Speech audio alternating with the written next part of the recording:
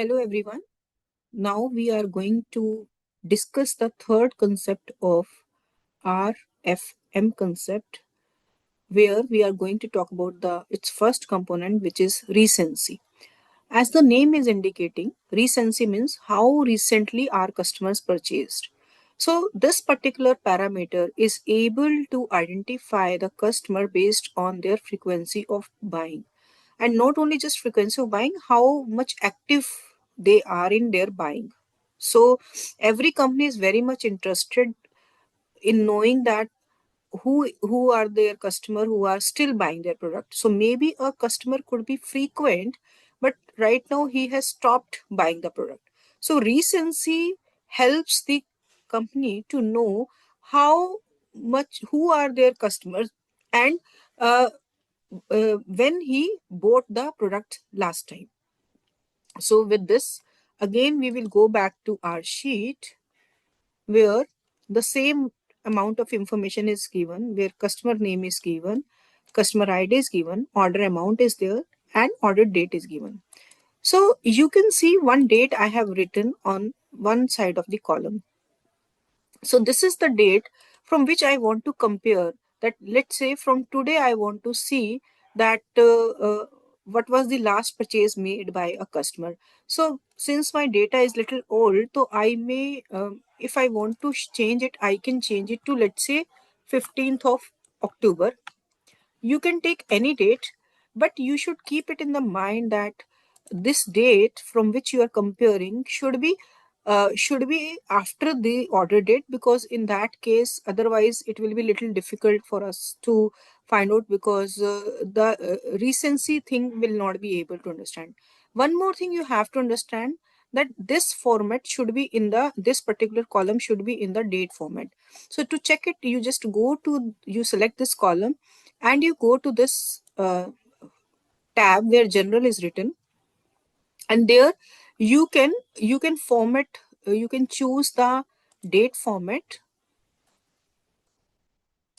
so that computer understand that you are talking about date. So various formats are given about the date, so you can choose your desired format. So maybe I'm choosing this format. My date is already in this format, and you also make sure that it is also in the date format so that it can compare date with the date, because based on this date only I can find out the time since last order have been placed.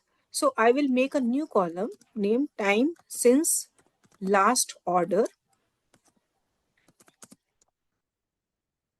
made. Okay. So what I can do, I will just, or you can make it a name recency. So this is our recency, the how recently customer has purchased.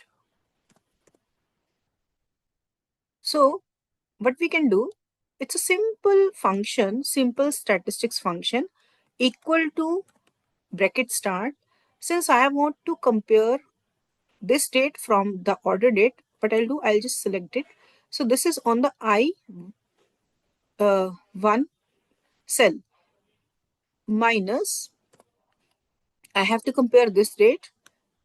But before actually entering, putting enter, I need to fix this column. What is the reason of fixing this column? Because every time I need to compare each and every date from this particular date, a fixed date is there. So simply by putting the dollar sign for row and column, I will compare it. In that case, the blue square is showing it is fixed, and the red column is showing that it's going to change. So let me drag it for you.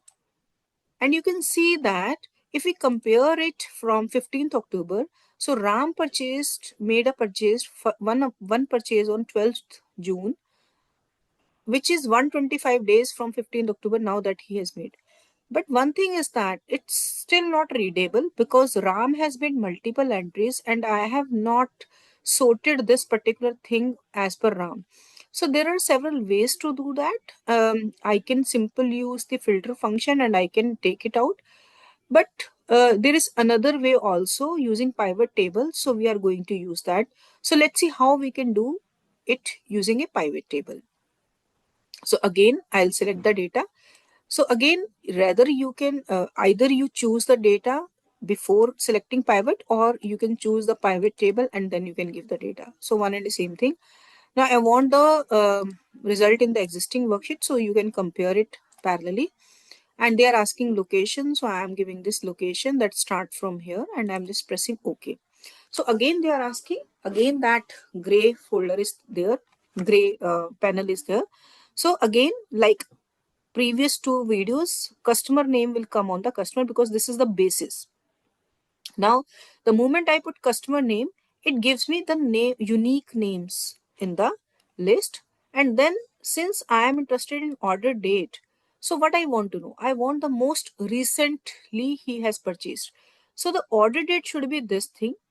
And in order date, I am not interested in the count, because count is it has just counted somehow, it has treated it as a number and it has given some kind of multiplication that. Rather, we are interested in what is the latest date last time. So it would be in any case maximum. So what I am trying to say, I am saying that I need the order date and max out of it. So everyone, which is the latest one. So for that, I'll choose max and I'll simply press OK. So you can say that. So you can say that Alka has made its recent purchase on 12/9/25 and Anita has purchased on this thing. You can do it like that, and there is another level of work on this. So maybe I'm interested, okay, how many days it has been. So it is a date and I want it little more comfortable in readability.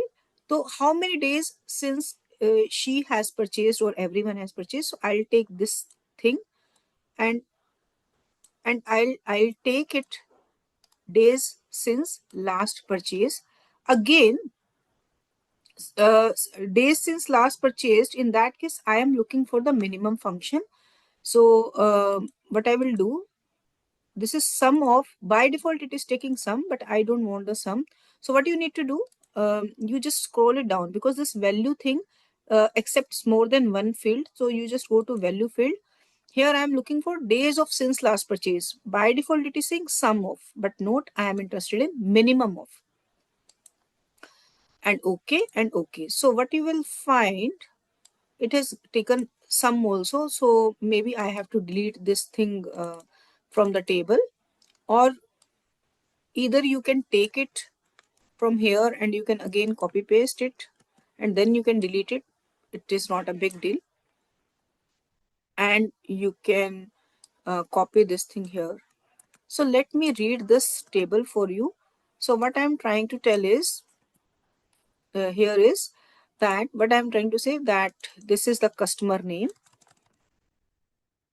and I want to see that Alka has last purchased on 12th September. And if we compare this purchase from 15th October, so it has been 50 days that we have not seen her. Similarly, Anita is there, who has made last purchase on 23rd September 2024, and it has been 404 days that we have not seen her. So by this you can see the activity in your consumers. And in next video we will see, or we will learn how to tag the customers based on their activities.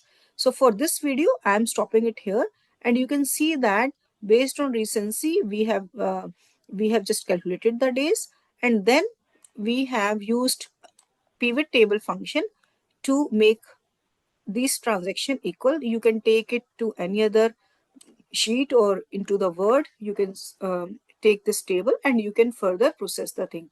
So in my next video, I will tell you how to further process this particular table and how to improve the visibility of this table by using the if-else function.